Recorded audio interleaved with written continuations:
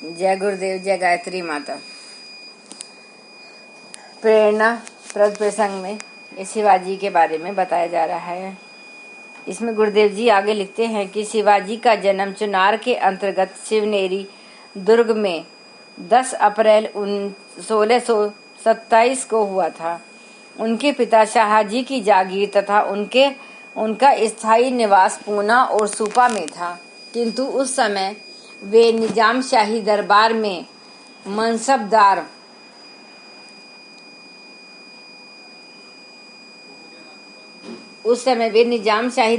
मनसबदार थे और उसी की ओर से मुगलों के विरुद्ध युद्ध में संलग्न थे।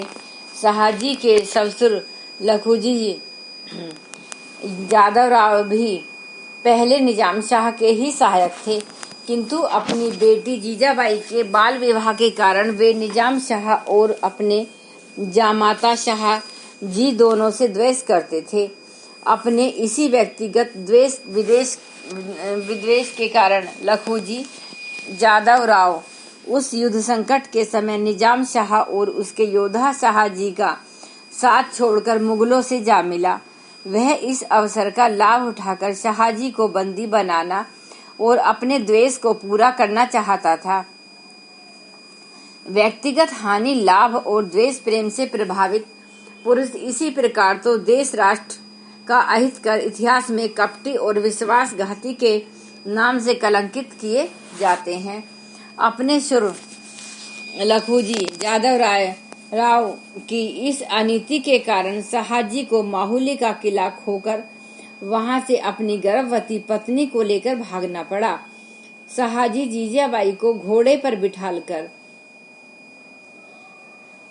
चले, पर गर्भ संभार के कारण उनके घोड़े पर कुछ दूर चलना असंभव हो गया। शाहजी के सामने एक समस्या खड़ी हो गई। वैसे तो वे उनको किसी और साधन अथवा घोड़े से धीरे धीरे ले जा सकते थे, किंतु उस समय वे वैसा कर सकने की स्थिति में नहीं थे।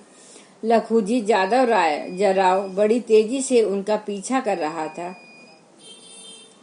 दुश्मन के हाथ में पड़कर अपमानित होना उन्हें किसी प्रकार भी सहन न था और गर्भवती जीजाबाई को क्षति अथवा कष्ट पहुंचाना भी अयोग्य तथा अवांछित था।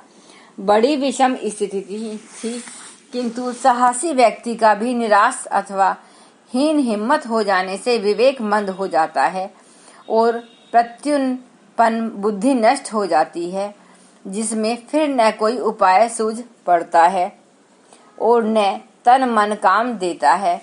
मनुष्य की कृत्य विमूढ़ होकर संकट की भेंट चढ़ जाता है।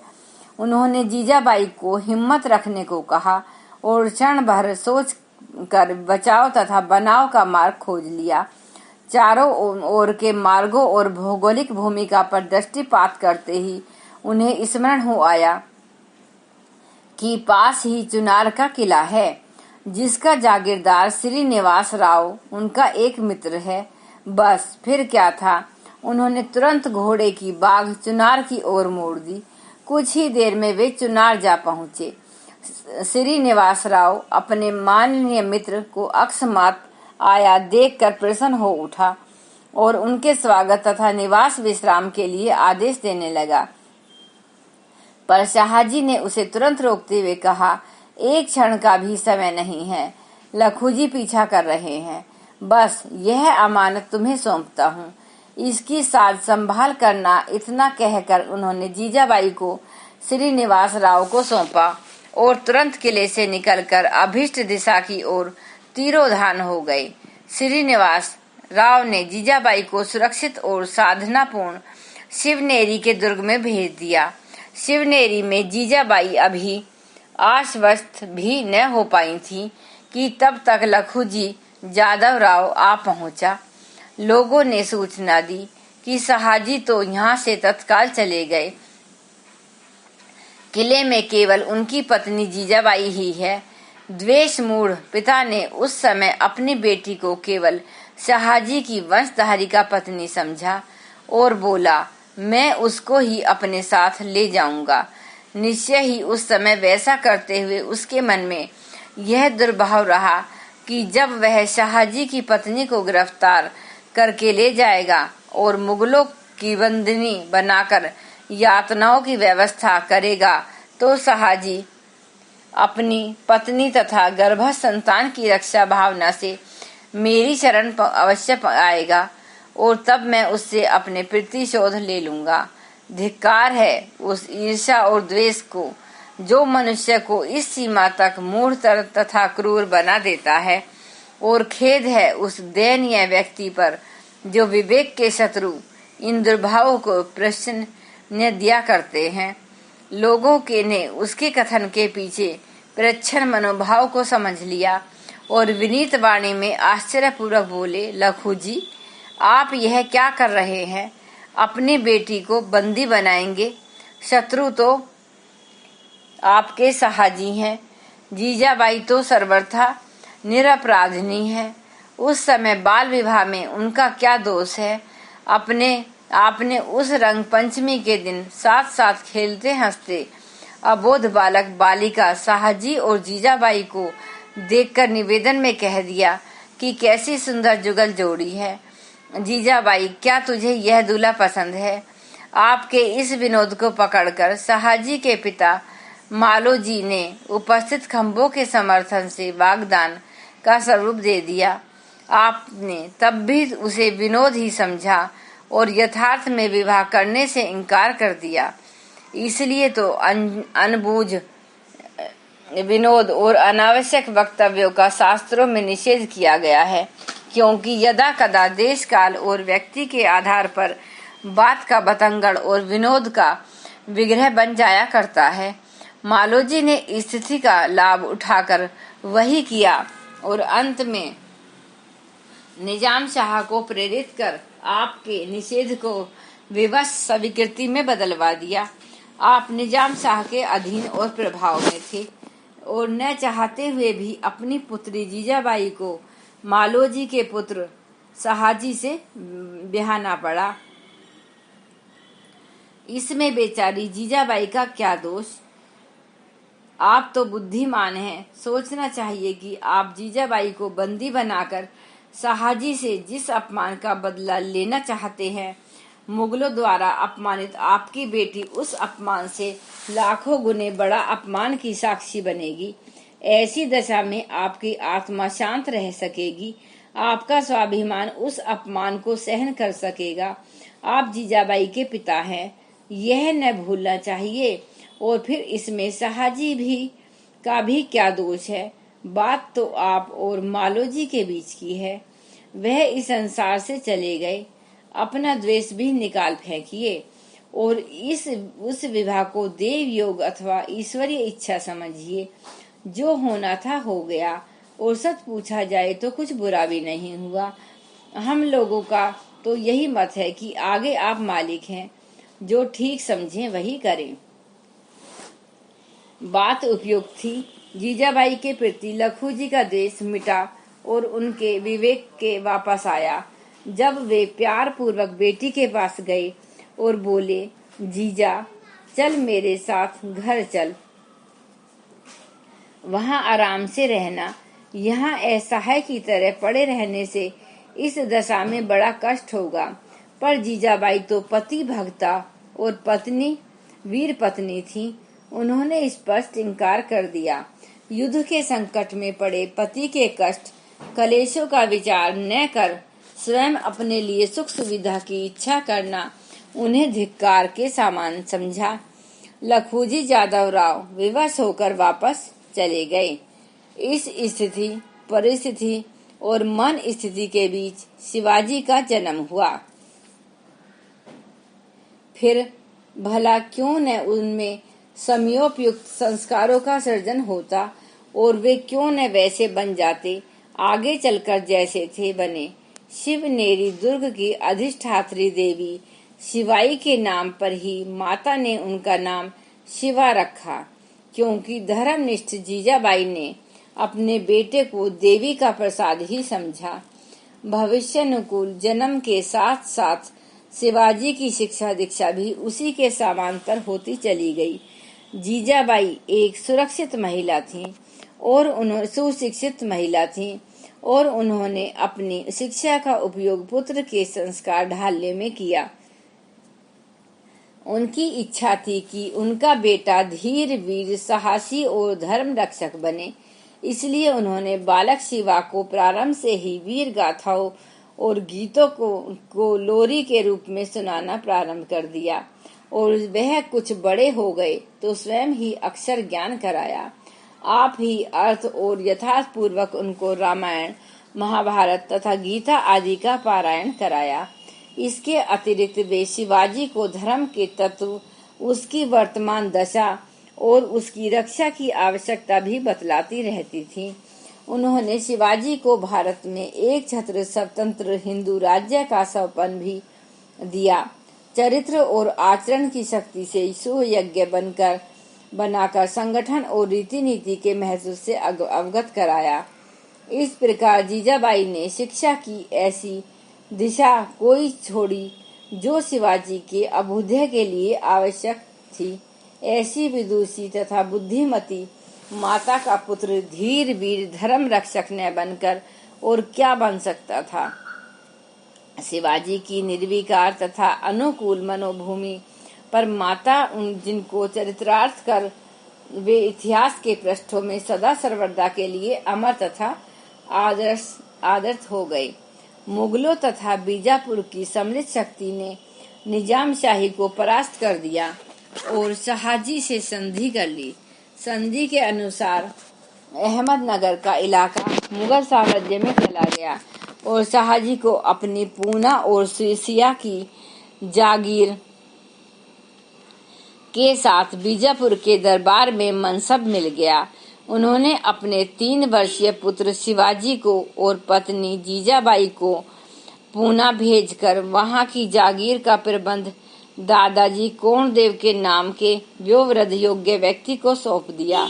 इस प्रकार शिवाजी अपनी माता के साथ दादाजी कोणदेव की संरक्षकता में और शाहजी स्थायी रूप से बीजापुर में रहने लगे। दादाजी कोणदेव बड़े ही दूरदर्शी तथा देशभक्त व्यक्ति थे। यवनों के धार्मिक अत्याचार देख सुनकर उनको बड़ा दुख होता था। वे चाहते थे कि भारत के हिंदू राजा एक होकर देश से यवन सत्ता को समाप्त कर एक छत्र हिंदू राज्य की स्थापना करें। इसके लिए उन्होंने यथासाध्य प्रयत्न भी किया, किंतु पाया कि स्वार्थ और दंभ ने हिंदू नरेशों को न केवल निर्बल ही बना दिया है बल्कि हत बुद्धि भी कर दिया है। उनका विवेक और धर्म निष्ठा समाप्त हो गई है। उनकी इच्छा थी कि कोई ऐसा तेजस्वी नायक उत्पन्न करें जो देश धर्म की रक्षा के लिए निस्वार्थ भाव से प्रयत्न करें, टूटते हुए देवालयों और उतरते हुए शिखा सूत्रों की रक्षा करे।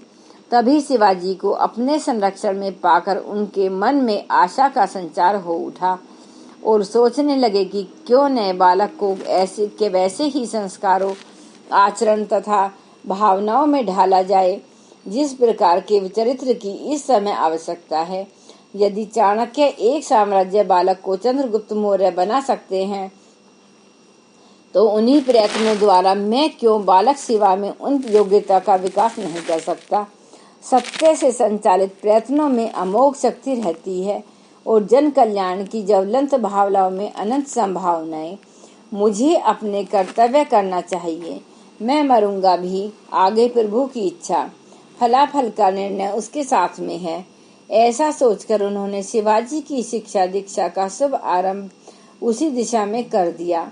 माता जीजाबाई ने बीज बोए थे, दादाजी कोणदेव ने खाद पानी देकर उन्हें विकसित करना प्रारंभ कर दिया। जीजाबाई ने वीरता पूर्वक पूर्ण गीत और गाथाएं सुनाई थी। दादाजी कोणदेव ने उनका अभ्यास कराया था। सबसे पहले उन्होंने बालक शिवा का तलवार से परिचय कराया। एक छोटी सी कृपाण देकर और एक खुद लेकर कहते थे, हाँ भाई, हमारा तुम्हारा द्वंद्व युद्ध हो जाए। और वे इस प्रकार बहुत देर तक उन्हें तलवार का खेल खिलाते रहते। छोटी सी कमान और छोटे छोटे तीर देकर चलाना और निशाना मारना सिखाती। बर्छी की पकड़ और प्रक्षेपण का अभ्यास कराते। छोटे से घोड़े पर चढ़ाकर उन्हें अपने साथ सैर कराने ले जाते और तभी उन्हें देश का इतिहास, भूगोल तथा राजनीतिक दशा को कहानी की तरह सुनाते और उनमें यह भावना प्रौढ़ करते कि आगे चलकर उनको अपने इस भारत भूखंड को एक छत्र करना है और इसके इतिहास का कलंक धोना है। इसी अवसर पर वे तल्लीन बालक शिवा को राजनीति, राज्य प्रबंध और राजनीतिक मोर्चों का स्वरूप का ज्ञान करते थे।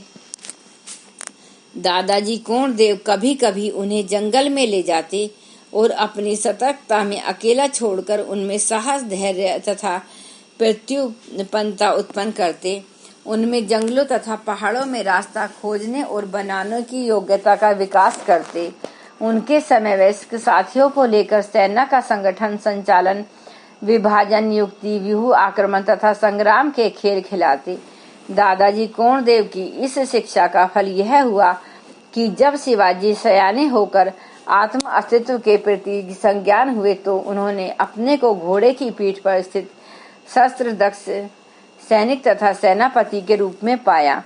उन्हें ऐसा लगा मानो उन्होंने इसी सज्जा और इन्हीं योग्यताओं के साथ भूमि पर पदार्पण किया है। उनका आत्मविश्वास सहस्त्र शाखाओं के साथ वट वृक्ष की तरह स्थिर एवं स्थायी हो गया।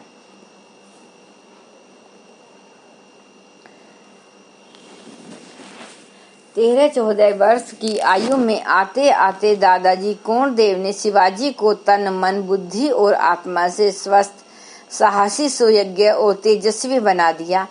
अब वे उन्हें उनके पिता की जागीर के माध्यम से राज्य प्रबंध, संचालन, शासन तथा प्रशासन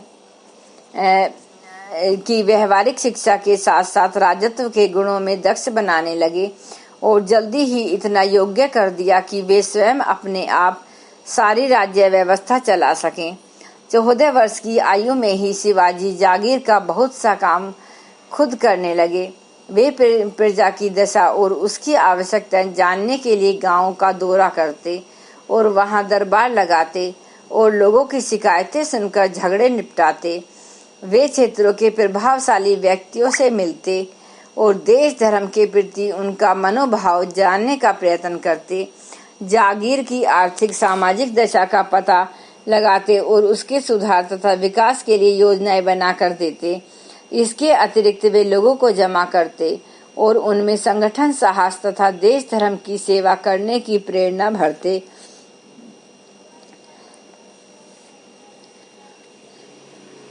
और वे प्रसंगों को सुनते और उन पर इतना निष्पक्ष निर्णय देते थे कि लोग आश्चर्यचकित रह जाते थे।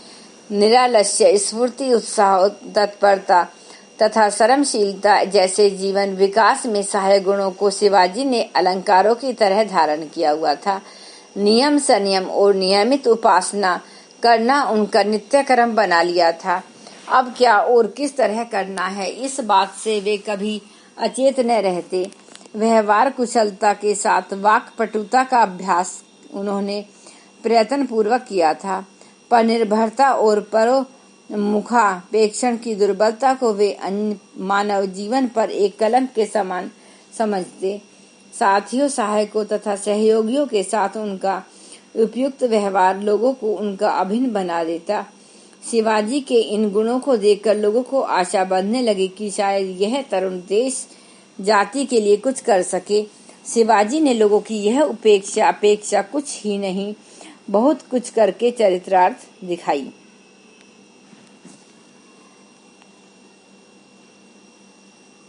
शिवाजी ने अपने इन्हीं गुणों तथा योग्यताओं के बल पर जागीर के सारे तरुण नवयुवक तथा किशोरों को अपना अनुयायी बना लिया था। उन्होंने स्थान स्थान पर उनके संगठन तथा स्वयं सेवक दल बना दिए।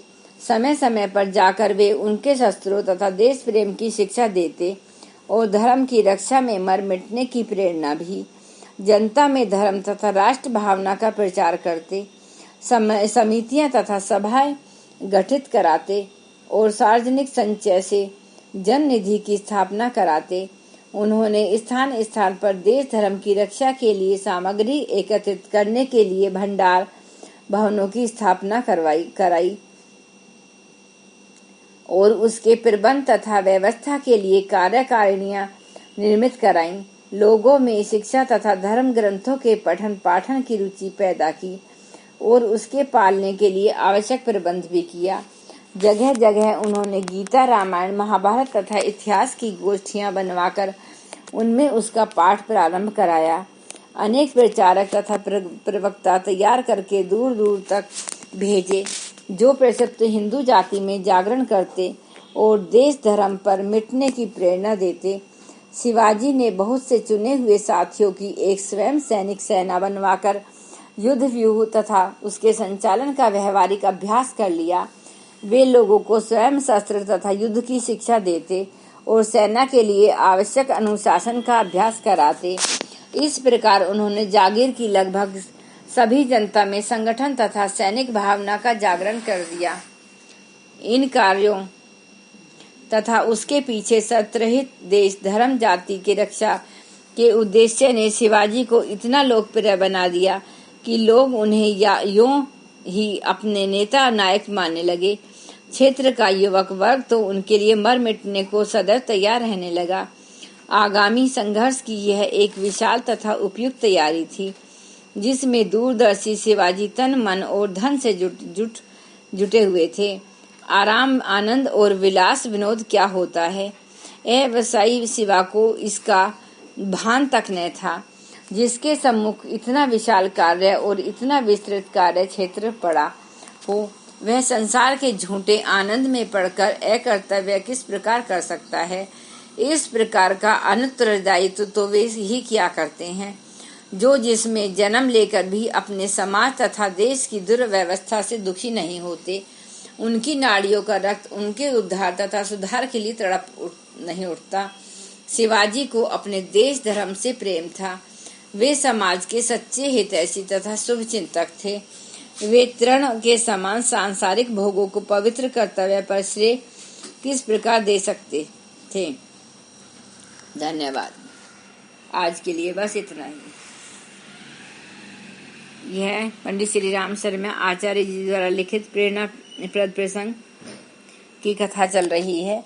जिसको इसको और अच्छे से जानना है वह इसके पीछे वाले पार्ट भी अवश्य सुने। एक बार गायत्री मंत्र हमारे साथ साथ। ओम भूर्भुवः स्वः तत्सवितुर्वरेण्यं भर्गो देवस्य धीमहि धियो यो न प्रचोदयात्। जय गुरुदेव, जय गायत्री।